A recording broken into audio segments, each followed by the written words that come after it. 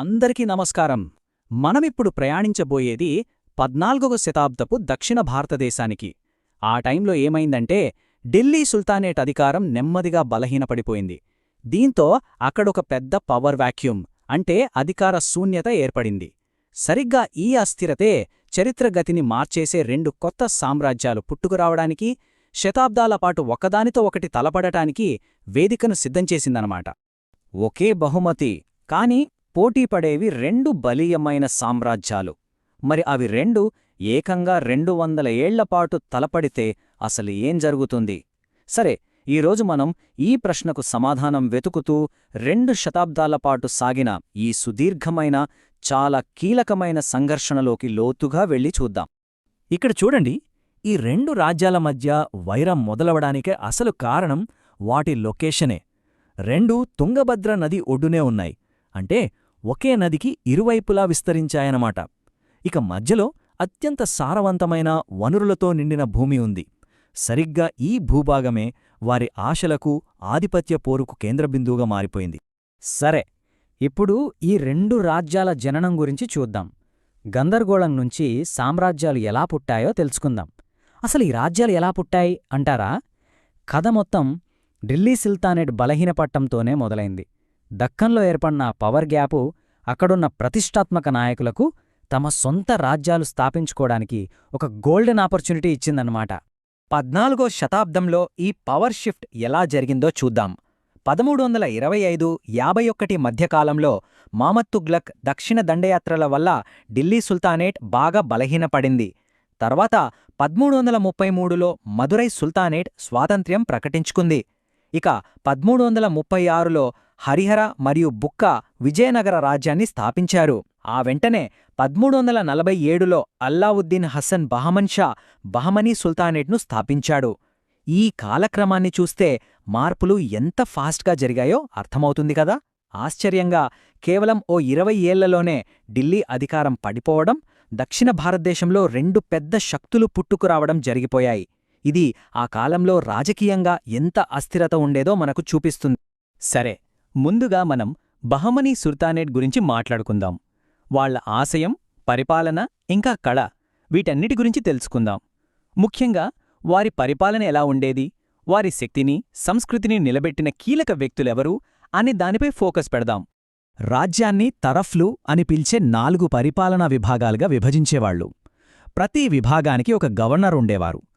పరిపాలన, అలాగే revenue collection అంతా ఆయనే చూసుకునే బాధ్యత. ఇక్కడ మనం గమనించాల్సిన విషయమేంటంటే, ఈ రాజ్యస్థాపకుడు బహమన్ షా అడ్మినిస్ట్రేషన్ను ఎంత పక్కాగా ప్లాన్ చేసి స్టార్ట్ చేశాడో చూడొచ్చు. ఈ తరఫ్ సిస్టంతో అతను తన పెద్ద రాజ్యాన్ని 4 భాగాలుగా చేసి ఒక్కో భాగానికి ఒక్కో గవర్నర్ను పెట్టాడు. దీనివల్ల సెంట్రలైజ్డ్ కంట్రోల్ వచ్చింది. అలాగే ట్యాక్స్ కలెక్షన్ కూడా చాలా ఎఫెక్టివ్గా చేయడానికి ఇదొక బలమైన పునాది వేసింది. ప్రతి గొప్ప సామ్రాజ్యం వెనుక ఒక మేధావి ఉంటాడు కదా. బహమనీ సామ్రాజ్యానికి ఆ వ్యక్తి మొహమ్మద్ గవాన్. ఈయనే బహమనీ శక్తికి అసలైన రూపశిల్పి. 3వ మహమ్మద్ దగ్గర పనిచేసిన ఈ టాలెంటెడ్ పర్షియన్ మంత్రి తన స్ట్రాటజీలతో, సంస్కరణలతో సుల్తానేట్ ప్రభావాన్ని ఎక్కడికో తీసుకెళ్లాడు. గవాన్ తీసుకొచ్చిన సంస్కరణలు ఆ కాలానికే చాలా మోడర్న్గా ఉండేవి. ఆయనేం చేశాడంటే, గన్ పౌడర్ తయారీ, వాడకం ఏర్పించడానికి పర్షియన్ కెమిస్ట్లను తీసుకొచ్చాడు. ప్రాంతీయ గవర్నర్ల పవర్ను తగ్గించాడు.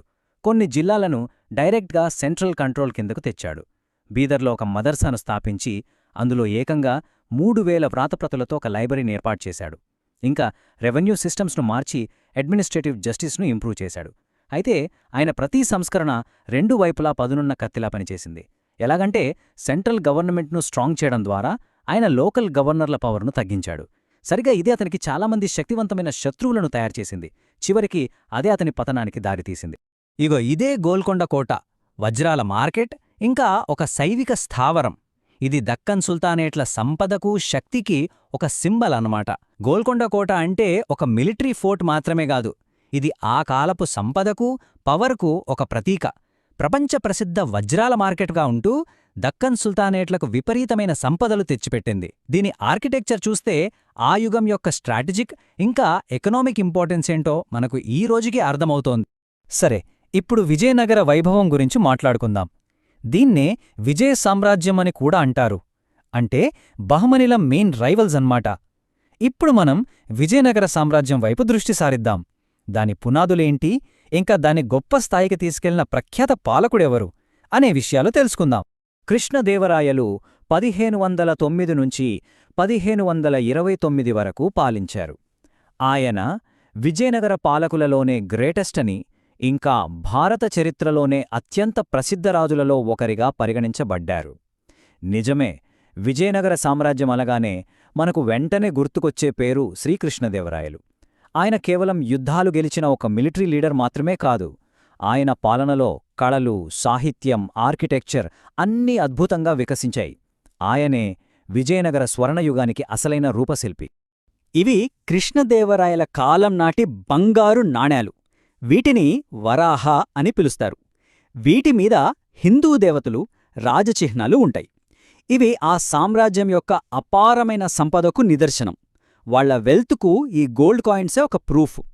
ఇవి కేవలం కరెన్సీ కాదు, వాటిపై చెక్కిన హిందూ దేవతల బొమ్మలు, రాజచిహ్నాలు ఆ సామ్రాజ్యం యొక్క కల్చరల్ ఐడెంటిటీని, ఇంకా వాళ్ల ఫైనాన్షియల్ పవర్ను మనకు స్పష్టంగా చూపిస్తాయి. మరి కృష్ణదేవరాయల విజయాలేంటో చూద్దాం. ఆయన పెద్ద, చాలా సమర్థవంతమైన సైన్యాన్ని నిర్వహించాడు. బహమనీ సుల్తాన్ల మీద, ఒరిస్సా గజపతుల మీద నిర్ణయాత్మక విజయాలు సాధించాడు. కొత్త టెంపుల్స్ కట్టించాడు. ఇంకా చాలా పాత టెంపుల్స్కు అద్భుతమైన గోపురాలు కట్టించాడు. అష్టదిగ్గజాలు అని పిలిచే గొప్ప కవులను, పండితులను పోషించాడు. అలాగే పోర్చుగీసు వాళ్లతో ఫ్రెండ్లీ రిలేషన్స్ మెయింటైన్ చేశాడు. అంటే ఆయన పాలనలో చాలా కోణాలున్నాయన్నమాట. ఒకవైపు తన పవర్ఫుల్ ఆర్మీతో సరిహద్దులను విస్తరించాడు. మరోవైపు అద్భుతమైన దేవాలయాలు కట్టించాడు, కవులను ఆదరించాడు, పోర్చుగీసు వాళ్లతో ట్రేడ్ రిలేషన్స్ పెట్టుకున్నాడు. ఇలా ప్రతి ఫీల్డ్లోనూ తన మార్కు చూపించటం ఆయన స్పెషాలిటీ. సరే, ఈ నాయక్ వ్యవస్థ ఎలా పనిచేసేదో చూద్దాం. ఫస్ట్ స్టెప్, టెరిటరీ అసైన్ చేయడం. అంటే రాజ్యాన్ని ప్రావిన్సులుగా, వాటిని మళ్లీ రాయలు అనే ప్రాంతాలుగా విభజించేవారు. రెండో స్టెప్, మిలిటరీ ఆబ్లిగేషన్. ఒక మిలిటరీ లీడర్కు, అంటే నాయక్కు ఒక ప్రాంతాన్నిచ్చి రాజు కోసం కొంత సైన్యాన్ని మెయింటైన్ చేసే బాధ్యతను అప్పగించేవారు. ఇక మూడో స్టెప్, కప్పం చెల్లింపు. నాయక్ తన ఆర్మీని మెయింటైన్ చేయడానికి ఆ ప్రాంతం నుంచి ట్యాక్సులు వసూలు చేసి అందులో కొంత భాగాన్ని రాజుకు ఏటా కప్పంగా చెల్లించేవాడు. మరి ఇంత పెద్ద ఆర్మీని, ఇంత పెద్ద రాజ్యాన్ని ఆయన ఎలా మేనేజ్ చేయగలిగాడు అంటే సమాధానం ఈ నాయక్ వ్యవస్థలోనే ఉంది. ఇది ఒక రకంగా మిలిటరీ అడ్మినిస్ట్రేటివ్ సిస్టమ్ అన్నమాట. ఈ సిస్టమే విజయనగర సైన్యానికి, ప్రభుత్వానికి బ్యాక్బోన్గా నిలిచింది. ఇక ఇప్పుడు ఆ నిర్ణయాత్మక ఘర్షణ గురించి చూద్దాం. అదే 1565లో జరిగిన తల్లికోట యుద్ధం. 2 శతాబ్దాల పాటు సాగిన ఈ ఆధిపత్య పోరు చివరికి ఒక డిసైసివ్ మొమెంట్కు దారితీసింది. ఆ ఒక్క యుద్ధమే మొత్తం దక్షిణ భారతదేశ భవిష్యత్తును శాశ్వతంగా మార్చేసింది. ఈ సంఘర్షణకు ఫ్లాష్ పాయింట్ ఏంటంటే కృష్ణా, తుంగభద్రా నదుల మధ్య ఉన్న సారవంతమైన, చాలా స్ట్రాటజిక్ ప్రాంతమైన రాయచూర్ దోఆబ్. గుర్తుందా? మనం ఈ విశ్లేషణ మొదట్లో దీని గురించే మాట్లాడుకున్నాం. ఈ ఒక్క సారవంతమైన భూభాగమే 200 ఏళ్లకు పైగా ఆగని యుద్ధాలకు, రక్తపాతానికి ఆజ్యం పూసింది. ఇదే ఆ తల్లికోట యుద్ధం.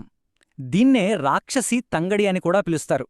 ఈ యుద్ధంలో దక్కన్ సుల్తానేట్ల కూటమి అంతా కలిసి విజయనగర సామ్రాజ్యం యొక్క శక్తిని ఎదుర్కొంది. ఇదే ఆ నిర్ణయాత్మక పోరాటమన్నమాట. అప్పటిదాకా తమలో తమకు ఎన్ని గొడవలున్నా దక్కన్ సుల్తానేట్లు వాటన్నిటినీ పక్కనబెట్టాయి.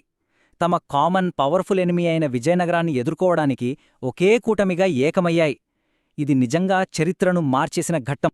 విజయోత్సాహంతో బహమనీ సైన్యాలు తమ చరిత్రలో మొదటిసారిగా విజయనగర నగరంలోకి ప్రవేశించి దానిని దోచుకుని అనేక నెలలపాటు నాశనం చేశాయి. ఈ మాటలు చాలు ఆ యుద్ధం తర్వాత జరిగిన విధ్వంసం ఎంత భయంకరంగా ఉందో చెప్పడానికి. ఒకప్పుడు వైభవంగా వెలిగిన ఆ నగరం కొన్ని నెలలపాటు దోపిడీకి, నాశనానికి గురైంది. ఇది విజయనగర స్వర్ణయుగానికి ఒక విషాదకరమైన ముగింపు పలికింది. సరే, ఇప్పుడు మనం శాశ్వత వారసత్వం గురించి చూద్దాం. సంఘర్షంలో రూపుదిద్దుకున్న సంస్కృతి ఎలా ఉంటుందో తెలుసుకుందాం.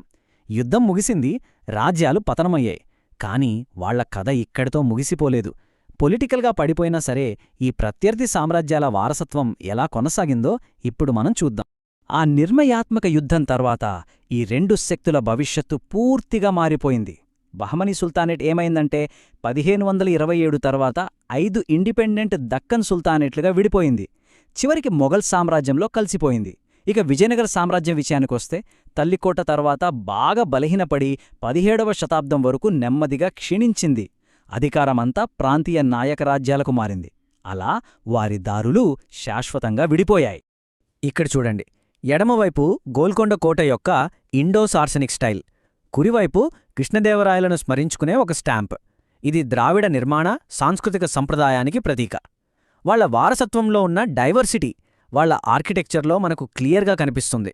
ఒకవైపు ఇండో ఇస్లామిక్ స్టైల్లో గోల్కొండ కోట, మరోవైపు ద్రావిడ స్టైల్లో విజయనగర నిర్మాణాలు.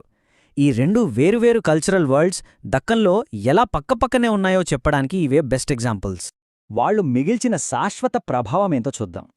ఆర్కిటెక్చర్ విషయానికొస్తే హంపి శిథిలాలు ఈరోజుకి యునెస్కో వరల్డ్ హెరిటేజ్ సైట్గా ఉన్నాయి. మరోవైపు గోల్కొండ, బీదర్ బహమనీ ఇంజనీరింగ్కు సాక్ష్యాలుగా నిలిచాయి. సాహిత్యం చూస్తే రెండు రాజ్యాల ఆస్థానాలు సంస్కృతం, తెలుగు, కన్నడ, పర్షియన్ భాషల్లో గొప్ప గొప్ప రచనలను సృష్టించాయి.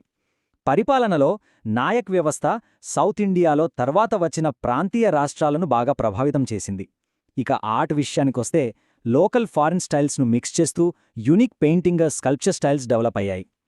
కాబట్టి ఇక్కడ మనం గుర్తుంచుకోవాల్సిన మెయిన్ పాయింట్ ఏంటంటే, వాళ్ల మధ్య ఎంత గట్టి వైరం ఉన్నప్పటికీ రెండు రాజ్యాలు కూడా కళ, వాస్తుశిల్పం, సాహిత్యంలో ఒక గొప్ప వారసత్వాన్ని మనకు మిగిల్చాయి.